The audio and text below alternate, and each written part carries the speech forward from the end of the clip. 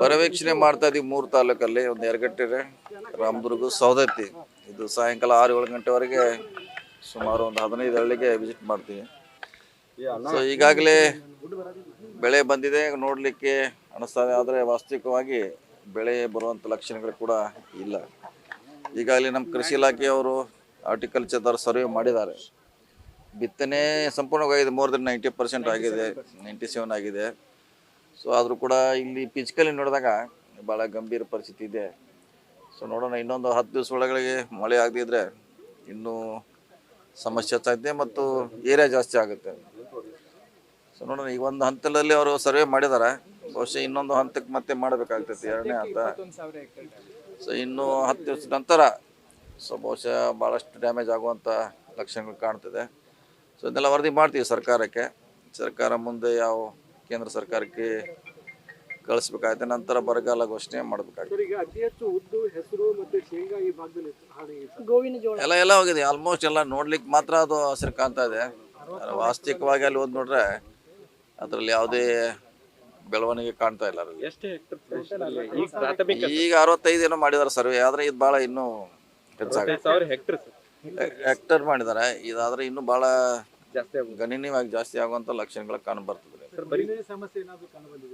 ಕುಡಿ ನೀರು ಈಗ ಇಲ್ಲಿವರೆಗಿಲ್ಲ, ಇನ್ನು ಮುಂದೆ ಆಗ್ಬೋದು, ಆದ್ರೆ ಟ್ಯಾಂಕರ್ ಮೂಲಕ ಅದನ್ನ ಕೊಡಿಸುವಂತ ಪ್ರಯತ್ನ ಮಾಡ್ತಾರೆ. ಅದೆಲ್ಲ ಎಲ್ಲ ಕಡೆ ಕಡಿಮೆ ಇದೆ. ಕೆಲವರು ಇಲ್ಲಿವರೆಗೆ ಒಳ್ಳೆ ಬೆಳೆ ಇದೆ, ಕೆಲವು ಗೋವಿನ ಜೋಳ, ಕಬ್ಬು, ಅದು ನೀರ ಸಮಸ್ಯೆ ಇನ್ನೂ ಸಮಸ್ಯೆ ಆಗ್ಬೋದು.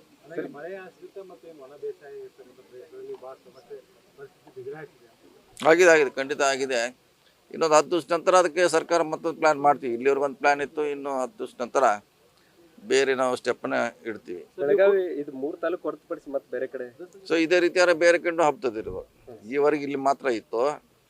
ಇದೇ ರೀತಿ ಮುಂದೆ ಮಳೆ ಬರೆದ್ರೆ ಬೇರೆ ತಾಲೂಕು ಕೂಡ ಇದು ಹೆಚ್ಚಾಗುತ್ತದೆ. ಸರ್ಕಾರಕ್ಕೆ ನಾಳೆ ವರದಿ ಇನ್ನು ಮಾಡ್ತೀವಿ, ಒಂದು 2 ಸಲ ಮಾಡ್ತೀವಿ. ಸೊ ಈಗಿಂದ ಇಷ್ಟಕ್ಕೆ ಮಾತ್ರ ಕೊಡ್ತೀವಿ, ಬಹುಶಃ ಮತ್ತೆ 10 ದಿವಸ ನಂತರ ಮತ್ತೆ ಮಾಡುವಂತ ಪರಿಸ್ಥಿತಿ ಬರ್ಬೋದು. ನೀವು ಕೊಡುವಂತ ಪರಿಹಾರ ಸರ್, ಅಂದ್ರೆ ಸರ್ಕಾರ ಕೊಡುವಂತ ಪರಿಹಾರ 1 ಎಕರೆಗೆ 2,500 ರೂಪಾಯಿ ಸಾಕಾಗಲ್ಲ. ಅದ ತಾತ್ಕಾಲಿಕವಾಗಿ ಕೊಡ್ತಾರೆ, ಹೆಚ್ಚು ಮಾಡ್ತೀವಿ.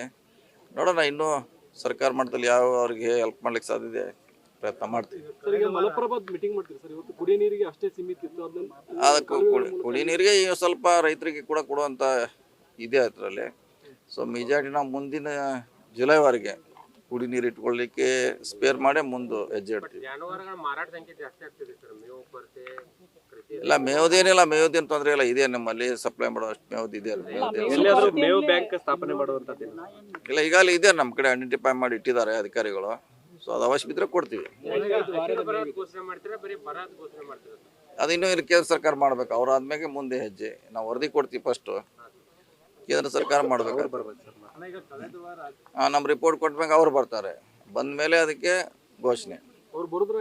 ಅಲ್ಲ, ಅಲ್ಲಿವರೆಗೆ ನಾವು ಈಗಾಗಲೇ ಹೇಳಿದ್ರೆ ನಮ್ಮ ಡಿ.ಸಿ ಅವ್ರು ಹೇಳ್ದಂಗೆ ಮಧ್ಯ ಘೋಷಣೆ ಮಾಡಿದೀವಿ ಅಂತ ಮಾಡ್ತೀವಿ, ಮಧ್ಯಂತರ. ಯಾಕಂದ್ರೆ ಅವ್ರು ಬರೋವರೆಗೂ ಅಂತಾರೆ ಬಹಳಷ್ಟು ಜನ ರೈತರು ಹೊಡೆದಾಕ್ ಬಿಡ್ತಾರೆ ಸರ್ ಎಲ್ಲ. ನೋಡೋಣ, ಅದನ್ನ ನಾವು ನಮ್ಮ ಸಿಎಂ ಅವ್ರ ಗಮನಕ್ಕೆ ತರ್ತೀವಿ, ಅದಕ್ಕೆ ಪರಿಹಾರ ಹುಡುಕುವಂತ ಪ್ರಯತ್ನ ಮಾಡ್ತೀವಿ. ಸರ್ ಇನ್ನೊಂದು, ಈಗ ಮಳೆ ಅಂದ್ರೆ ಇಡೀ ಜಿಲ್ಲೆದೊಂದು ತಗೊಂಡ್ರಿ ಸರ್ ರಿಪೋರ್ಟ್, ಅಲ್ಲಿ ಸಮಸ್ಯೆ ಆಗುತ್ತೆ. ಅಂದ್ರೆ ಬೆಳಗಾವಿ, ಖಾನಾಪುರ ಮತ್ತು ಬೆಳಗಾವಿ ಭಾಗದಲ್ಲಿ ಮಳೆ ಆಗಿರುತ್ತೆ, ಈ ಭಾಗದಲ್ಲಿ ಮಳೆ ಆಗಲ್ಲ. ಅದು ತಾಲೂಕು ವೈಸ್ ತಗೊಂಡ್ರೆ ನೀವು ಕ್ಲಿಯರಿಟಿ ಗೊತ್ತಾಗೋದು. ಅದೇ ಹೇಳಿದ್ರೆ 10 ದಿವಸ ನಂತರ ಮತ್ತೆ ಇನ್ನೂ ರೀಸರ್ವೆ ಮಾಡೋದು ಅವಶ್ಯಕತೆ ಬೀಳುತ್ತೆ, ಮಾಡ್ತೀವಿ. ಓಕೆ, ರಾಜಕೀಯ ಬೆಳಗ್ಗೆ